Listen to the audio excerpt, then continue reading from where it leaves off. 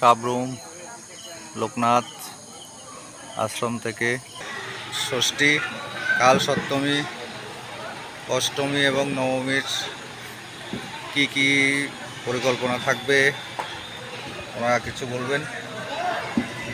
নমস্কার, আমরা লোকনাথ আশ্রমের পক্ষ থেকে সমস্ত যারা আমাদের যারা আছে নারী বাহিনী, সব নারী বাহিনীদের শ্রদ্ধা জানিয়ে এবং এখানে যারা অন্যান্য যে আমার টিচারও আছেন স্যারকে নমস্কার জানিয়ে বলছি যে আজকে ষষ্ঠীর দিনে বিশেষ আয়োজন করা হয়েছে সাংস্কৃতিক অনুষ্ঠানে, এবং কালকে হচ্ছে সপ্তমী। এই মহাসপ্তমীতে অন্নভোগের আয়োজন আছে, অষ্টমীতেও অন্নভোগের আয়োজন আছে এবং নবমীতেও কিছু একটা আমাদের থাকবে। অবশ্য অন্নভোগ না হলে হয়তো খিচুড়ি প্রসাদও থাকবে, ফ্রাইড রাইস থাকবে।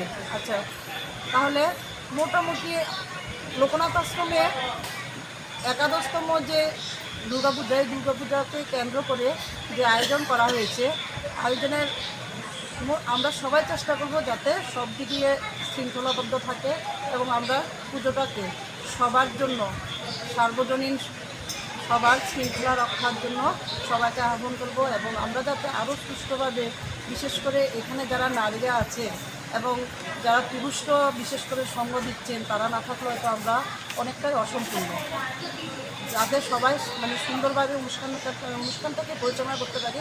এই জন্য আপনারা আমাদের পাশে থাকবেন এবং আমরা যাতে আরও ভালোভাবে অনুষ্ঠানটাকে একাদশের পরে দ্বাদশ আরও যেন ভালোভাবে করতে পারি, এই অঙ্গীকার করে এখানে শেষ করলাম। জয় বাবা লোকনাথ। জয় বাবা লোকনাথ।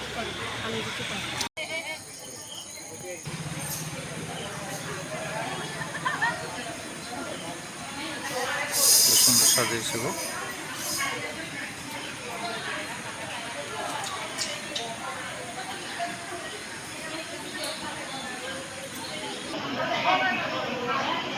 শ্রী ঠাকুর লোকনাথ বাবা আশ্রম থেকে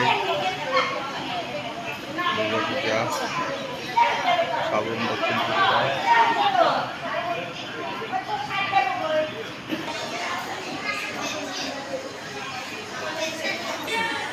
ইনি হচ্ছে আমাদের ঠাকুর মশাই।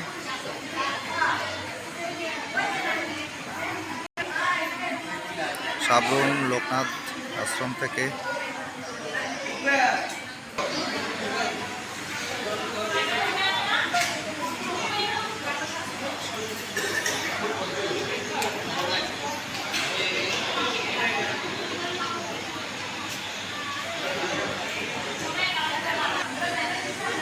বনৌষধি চিনুন, এরা আমাদের গর্ব আয়ুর্বেদিক চিকিৎসার জন্য।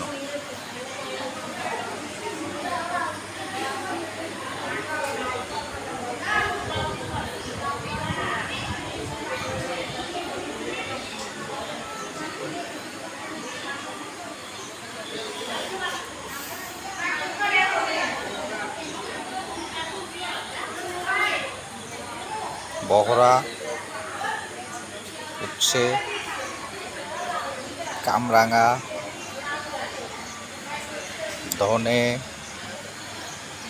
পেয়ারা, বেল,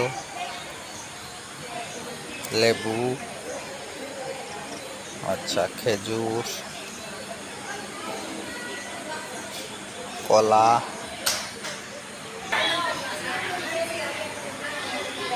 মাঘ মাসেতে পাকা দেখা, বিয়ে করে ফাল্গুনের চৈত্র মাসে খবর এলো বউ মরছে আগুন, আর কতকাল বনের গলি চলছে শহর গায়েতে, বনের লেখা বন্ধ করুন জনমতের ভাইয়ের।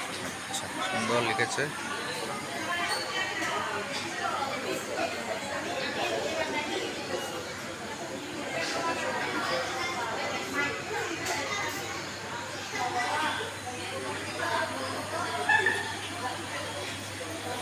ভাবছো কি বিচার হবে? পুরো সমাজের জগৎ যাবে। আচ্ছা, মুক্তি চাইলে পাওয়া যায় ঠিক, তবু আঁকা তাকে মুহূর্ত দেয়। মুহূর্ত সবার বাঁচতে চায়, মুহূর্তে সবাই বাঁচিয়ে রাখে।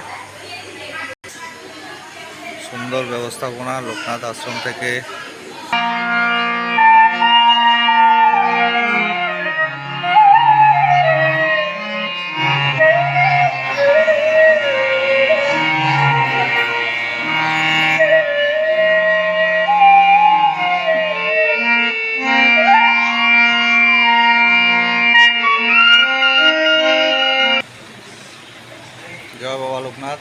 কাবরুম স্থিত শ্রী শ্রী বাবা লোকনাথ সেবা মন্দির থেকে।